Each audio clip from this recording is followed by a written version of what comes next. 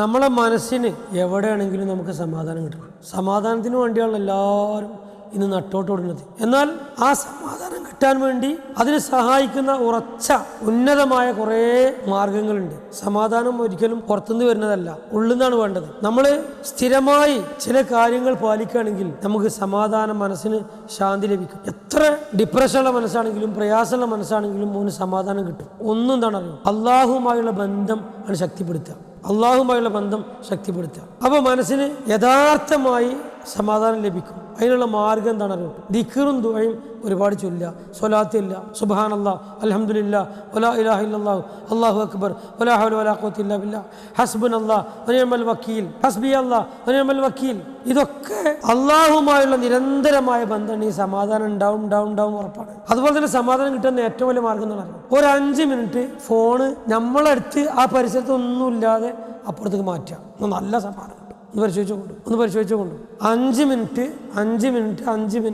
നമ്മളെ തൊട്ടടുത്ത് നിന്ന് ഫോണേ അപ്പുറത്ത് എവിടെയെങ്കിലും കൊണ്ടിടുക. കുറച്ച് സൈലന്റ് കൂടെ ആക്കി വെച്ചാൽ പിന്നെ മറക്കുകയും ചെയ്യും അല്ലേ.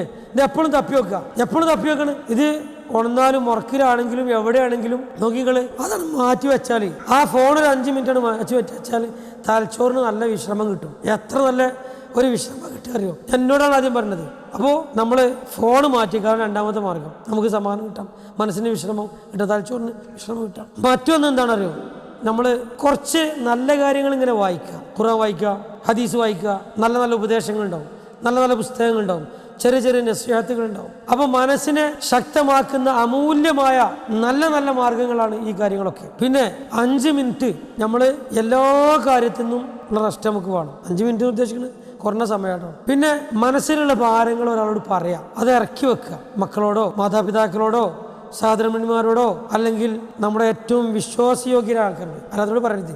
അല്ലെങ്കിൽ ഓല് ചിരിക്കും, ഓർക്ക് സന്തോഷകരം. നമ്മളെല്ലാ ബുദ്ധിമുട്ടും പ്രയാസം അവരോട് പറഞ്ഞാൽ അവർക്ക് സന്തോഷിക്കും.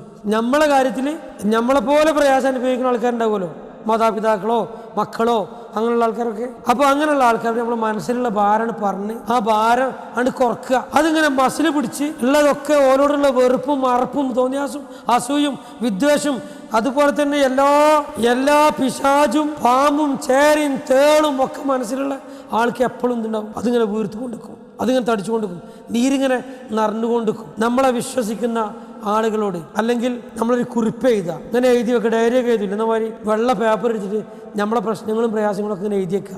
നമ്മൾ മാത്രം കണ്ടാൽ മതി. അപ്പോൾ അങ്ങനെ ആകുമ്പോൾ നമുക്ക് സമ്മാനം കിട്ടും. പിന്നെ നമ്മുടെ ശരീരം ഇങ്ങനെ ഇടക്ക് അങ്ങോട്ടും കൊണ്ട് ചലിപ്പിക്കുക, നടക്കുക. ഒന്ന് വെറുതെ ഇങ്ങനെ നമ്മൾ കുറേ നേരം വായിക്കുകയെ, കുറേ നേരം ചിന്തിക്കുകയെ, കുറേ നേരം കാര്യങ്ങളൊക്കെ ചെയ്യുമ്പോൾ ഒന്നിങ്ങനെ നമ്മൾ പരിധി കൂടി ഒന്നിങ്ങനെ നടക്കുക വെറുതെ.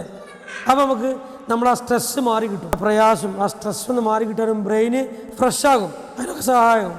പിന്നെ അധികമായിട്ട് ചിന്ത ഒഴിവാക്കുക, വെറുതെ ആലോചിക്കുക. മനുഷ്യന്മാരെ ഒരു പണിയില്ലാത്ത അതിന് പൈസ കൊടുക്കണ്ടല്ലോ, ഒന്നും ഉണ്ടാവില്ല ആലോചിക്കും, എന്നാലും വെറുതെ ആലോചിച്ചുകൊണ്ടിരിക്കുക. അങ്ങനെയുള്ള ആൾക്കാർ മനസ്സിലാക്കേണ്ടത് എന്താണോ, അത് തവക്കുലിൻ്റെ കുറവാണ്. ഇങ്ങനെ താടിക്ക് കൈയെടുത്ത് ഇരിക്കാനേ പാടില്ല എന്നാണ് നബി വിരോധിച്ച ഇങ്ങനെ ഇരിക്കാനേ പാടില്ല. അപ്പോൾ അള്ളാഹുവിൽ തവക്കുലാക്കുക. അവസാനം എൻ്റെ കാര്യങ്ങളൊക്കെ എല്ലാം അള്ളാഹിൻ്റെ, എനിക്കെന്താ പേടിക്കാൻ.